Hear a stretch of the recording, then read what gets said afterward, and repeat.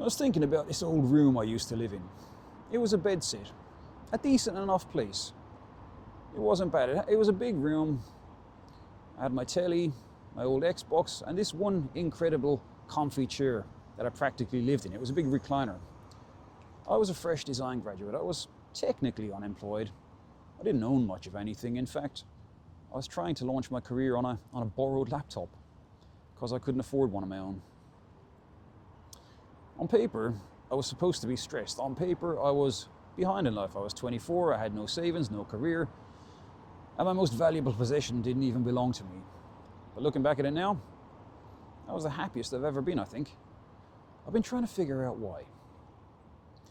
Usually we're told that happiness is an additive process. We think, I'll be happy when I get the job, I'll be happier when I get the promotion, and then I'll be happiest when I buy the house.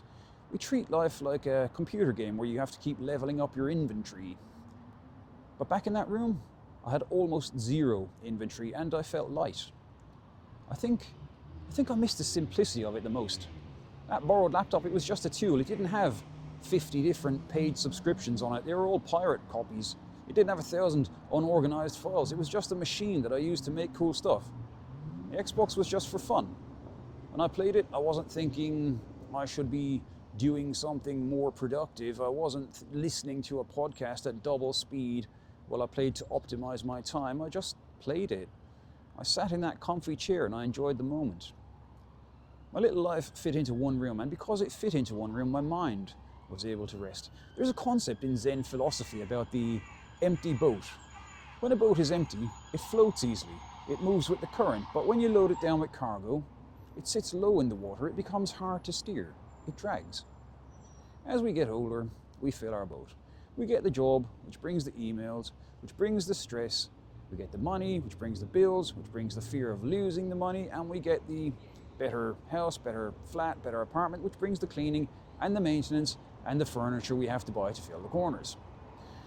We accumulate so much shit, both physically and mentally, that we forget what it feels like to just float.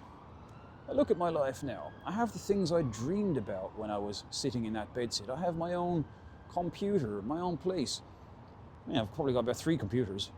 I have the career, but I also have the noise. I have a calendar that screams. I have a notification bar that won't stop going off. I have a vague, constant pressure that I need to be doing more. Back in the bedsit, the world was quiet. My responsibilities ended at the door. If I paid the rent, I fed myself, I was a free man. I think that's what I'm actually missing, not the room itself, but the freedom. We confuse standard of living with quality of life. My standard of living back then was low. Borrowed stuff, cheap food, but my quality of life was sky high. I had time, I had space to think, I had the ability to just sit in a chair and be. The paradox is that I spent all that time in that room trying to make it. I was designing my portfolio, sending out emails, trying desperately to escape that simplicity so I could join the so-called real world.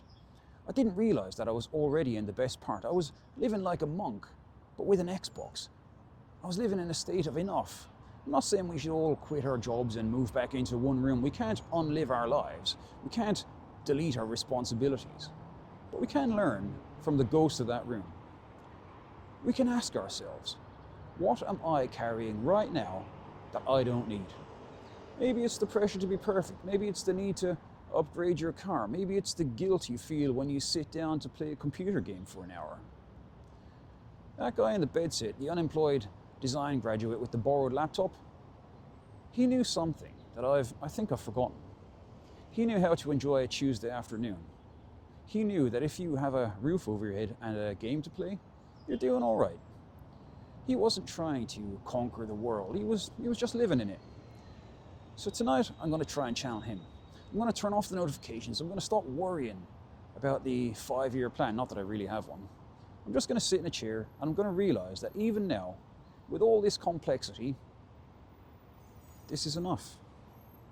It was enough then, and if I let it be, it's enough now. Thanks for watching. Namaste.